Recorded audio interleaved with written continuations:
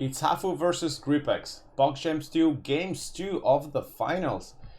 And in this particular game, White Gripex needed a win in order to stay in the match because Hafu, playing the black pieces, won the first game of the match. So we have a situation where White needed a win, and let's see this position. We're going straight to the critical moment. In this position that you can see on the board, White and Black have the same amount of material. However, Black has a probably very slight advantage due to the better position of the rooks controlling the two open files, and the minor pieces are actually very well placed. This knight is very aggressively placed here, and this bishop is controlling some critical square, especially the d6 square.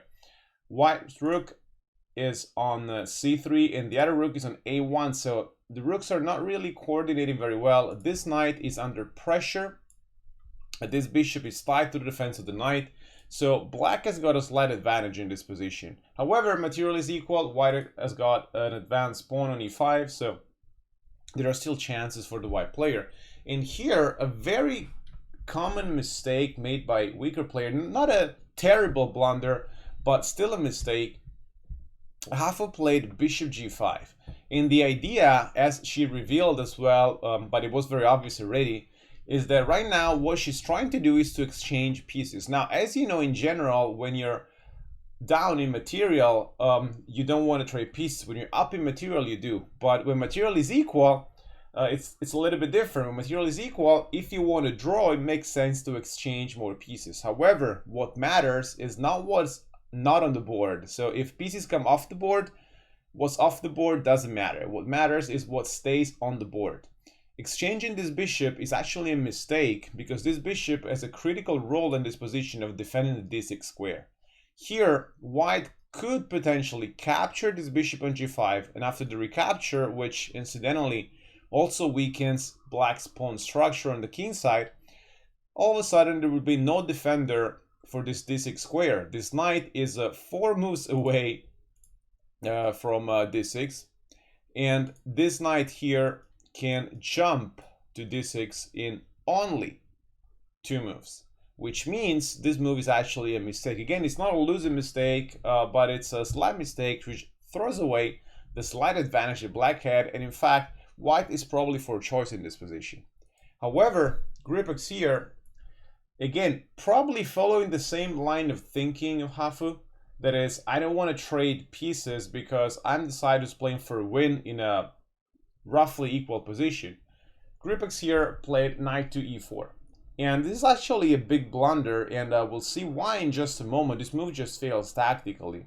However, even if there wasn't a tactical refutation to this move, this would be still a significant mistake, because in this position White just needed to enter this line where eliminating this bishop on g5, the d6 square becomes vulnerable. So after knight e4, there is a tactical refutation, but even if there wasn't, Black could simply retreat with the bishop to e7, and again, Black would be slightly better. However, this move just fails tactically, and the reason is after bishop takes, rook takes, knight c2 is a fork, and there is actually no way for White to save the material. This pawn on c4 is also falling, and Black will achieve a completely winning position.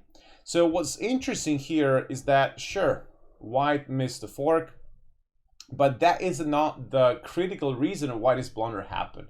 The reason the blunder happened is because White here was feeling the pressure, having to do something, having to complicate this. Imagine having this feeling, oh, this is equal, I need a win, I need to create a mess on the board, let's keep as many pieces as possible on the board. Now look at that, your opponent is offering a trade. You don't trade because you want to keep pieces on the board, but by not trading, your opponent can still trade. So not taking this bishop doesn't help when it comes to keeping more pieces on the board.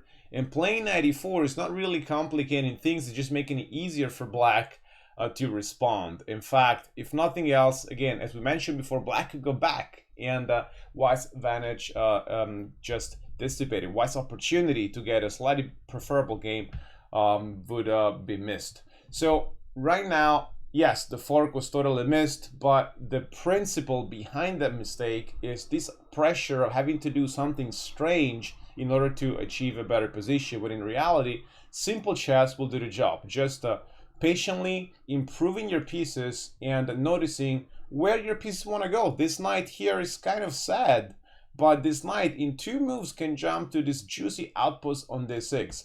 What's the best way to do that? Eliminate the only defender of that square and bring in the knight over there. So I'm sure that in your games you're probably making some mistakes that have some similarities with this particular mistake. It might be different, the geometrical patterns, different chess concepts, but the underlying reason some of these blunders are happening, and in particular this blunder happened, is potentially the same as your blunders, meaning you feel the pressure having to do something to complicate, when in reality simple chess will do the job. So have a look at your games and let me know in the comments of this video if you can identify one blunder that you made that happened for a very similar reason, and let me know what you will do next time in order to avoid the same blunder. This is Daniel Priya. Thank you for watching this video. Subscribe to this channel so that I will see you again in the very next video.